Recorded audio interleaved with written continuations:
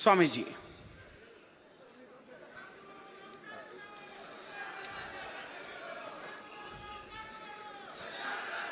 ಶಾಂತಿ.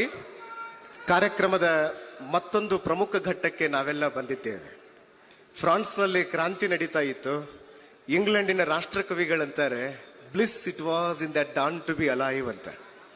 ಫ್ರಾನ್ಸ್ನಲ್ಲಿ ಬೆಳಕು ಮೂಡುವ ವೇಳೆಯಲ್ಲಿ ಬದುಕಿದ್ದೇ ಒಂದು ಭಾಗ್ಯ ಅಂತ ಅವರು ರಾಷ್ಟ್ರಕವಿಗಳಾಗಿರುವಂತ ವಿಲಿಯಂ ವರ್ಡ್ಸ್ವರ್ತ್ ಹೇಳ್ತಾರೆ.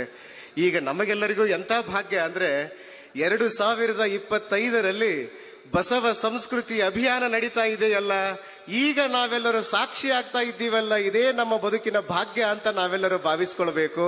ಈಗ ಕಾರ್ಯಕ್ರಮದ ಅತ್ಯಂತ ಪ್ರಮುಖವಾಗಿರುವಂತ ಘಟ್ಟ ಆಶಯ ನುಡಿಗಳನ್ನ, ಸಂಕಲ್ಪ ದೀಕ್ಷೆಯನ್ನ ನಮಗೆಲ್ಲರಿಗೂ ತೊಡಿಸಲಿದ್ದಾರೆ ನಮಗೆಲ್ಲರಿಗೂ ಪರಮಾರಾಧ್ಯರಾದ ಗದುಗಿನ ಜಗದ್ಗುರು ಮಹಾಸನ್ನಿಧಿಯವರು.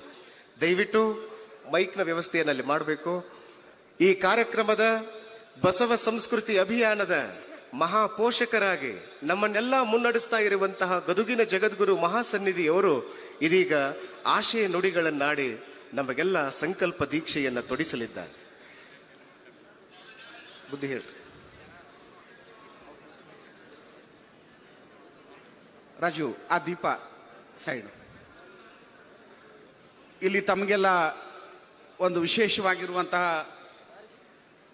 ಪೂಜ್ಯರು ಎಲ್ಲ ಮಹಾಸ್ವಾಮೀಜಿಯವರ ಮಠಾಧಿಪತಿಗಳ ಸಂದೇಶದ ಮೂಲಕ ಸಂಕಲ್ಪ ದೀಕ್ಷೆಯನ್ನು ಬೋಧಿಸ್ತಾರೆ.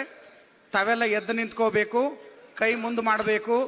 ಎಲ್ಲ ಪರಮ ಪೂಜ್ಯರು ಕೂಡ ಅವರ ಹೇಳುವ ಬಸವ ಸಂವಿಧಾನದ ಸಂಕಲ್ಪಕ್ಕೆ ನಾವು ಸಾಕ್ಷಿ ಆಗೋಣ. ಗಂಭೀರವಾಗಿ ಭಕ್ತಿಯಿಂದ ಎಲ್ಲರೂ ಕೈ ಮುಂದೆ ಮಾಡಬೇಕು. ತಾವೆಲ್ಲ ಅವರು ಹೇಳೋದ ಮಹಾಸಂಕಲ್ಪಕ್ಕೆ ಸಾಕ್ಷಿ ಆಗೋಣ.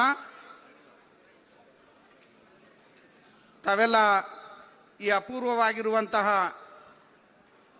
ಸಂಕಲ್ಪ ದೀಕ್ಷೆಗೆ ಸಾಕ್ಷಿಯಾಗಿ ಶಾಂತತೆಯನ್ನು ಕಾಪಾಡಿ. ಈಗ ಆರಂಭ.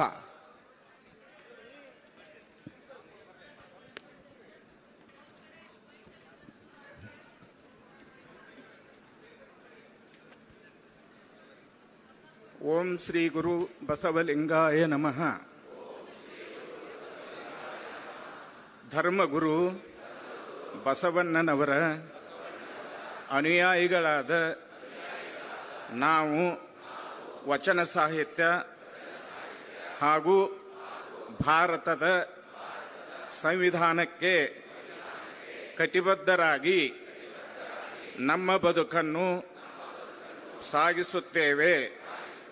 ಜಾತಿ, ಮತ, ಪಂಥ ಮತ್ತು ಲಿಂಗಭೇದ ಮಾಡದೆ ಸರ್ವರನ್ನೂ ಸಮಾನವಾಗಿ ಕಾಣುತ್ತೇವೆ.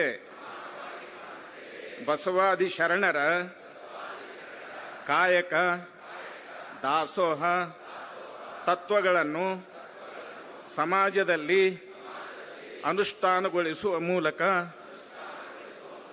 ಸಮೃದ್ಧ ಹಾಗೂ ಸಂತೃಪ್ತ ಭಾರತದ ನಿರ್ಮಾಣಕ್ಕೆ ಶ್ರಮಿಸುತ್ತೇವೆ. ಲಿಂಗಾಯತರೆಲ್ಲರೂ ಇಷ್ಟಲಿಂಗಧಾರಿಗಳಾಗಿ ಏಕದೇವ ನಿಷ್ಠೆಯುಳ್ಳವರಾಗುತ್ತೇವೆ. ಸ್ವಧರ್ಮ ನಿಷ್ಠೆ, ಪರಧರ್ಮ ಸಹಿಷ್ಣುತೆಯನ್ನು ಬೆಳೆಸಿಕೊಳ್ಳುತ್ತೇವೆ.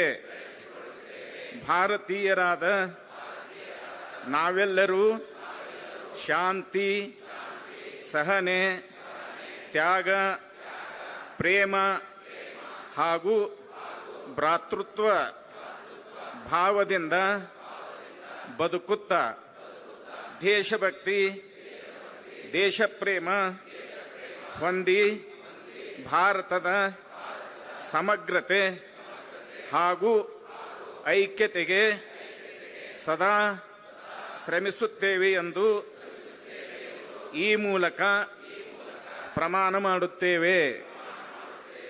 ಶರಣು ಶರಣಾರ್ಥಿಗಳು.